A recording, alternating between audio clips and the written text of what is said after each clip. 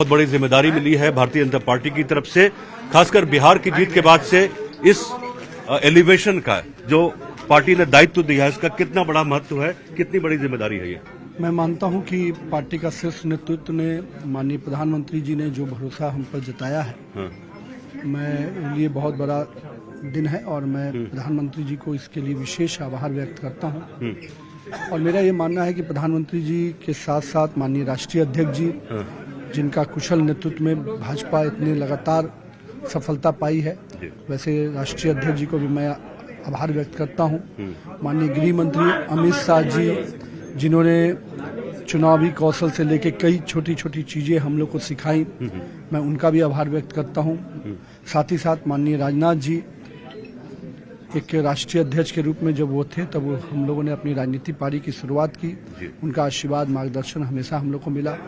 साथ ही साथ पूरा पार्लियामेंट्री बोर्ड, जिन्होंने मुझ पे भरोसा जताया है, मैं उन सभी लोगों का बहुत बहुत तहे दिल से आभार व्यक्त करता हूं। साथ ही साथ हजारों लाखों कार्यकर्ता, जिन्होंने लगातार इस पार्टी को आगे बढ़ाने का काम किया है, उन कार्यकर्ताओं का भी आभार व्यक्त करता हूं कि इस मुकाम तक पार्टी को लाने में उन हजारों कार्यकर्ता। जीत के लिए बंगाल में चुनाव होने जा रहा है, क्या मंत्र देंगे कार्यकर्ताओं को? चूंकि आप संगठन से जुड़े रहे हैं, युवावस्था से आप संगठन का काम देख रहे हैं और जमीनी स्तर से उठ के यहाँ तक पहुंचे हैं। मेरा ये मानना है कि बंगाल जिस परिस्थिति में है, एक एक भाजपा कार्यकर्ता पूरी तरह से बंगाल को उस परिस्थिति से, उस अराजकतावादी सरकार से, उस भ्रष्टाचारी सरकार से निकालना चाहता है।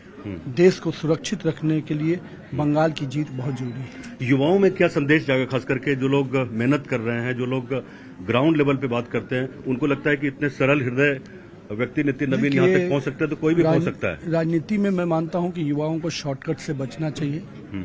राजनीति लॉन्ग रन का मान है, इसमें स्पीड के ज्यादा कंटिन्यूअस वर्क, हार्ड वर्क पे करता है। और मैं यही मानता हूं कि युवाओं को राजनीति में कहीं न कहीं अगर हार्ड वर्क के साथ, कमिटमेंट के साथ, कंटिन्यूअस वर्किंग में रहना चाहिए। तो एनडीए का जो मॉडल रहा यहाँ चुनाव में, जिस तरह से आप लोगों ने लड़ा, ग्राउंड लेवल पे आपने बेसिक स्तर पे जाके जमीनी स्तर पे काम किया, ये बाकी स्टेट को भी फायदा देगा? निश्चित रूप से बिहार ने तो कई बार अपने कामों से देश को दिशा दिया है और इस बार भी माननीय प्रधानमंत्री जी ने और माननीय मुख्यमंत्री जी का जो नेतृत्व रहा, वो निश्चित रूप से बिहार में एनडीए को लंबी जीत दिलाया है।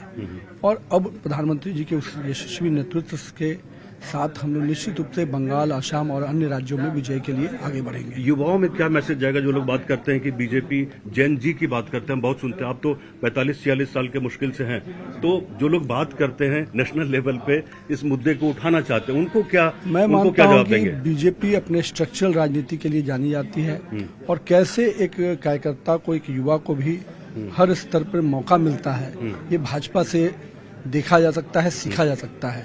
और मैं मानता हूं कि जो लोग जिन की बात करते हैं, उन्होंने केवल कुछ चीजों के लिए सुरक्षित रखा है, बाकी के लिए केवल बात में ही रहता है।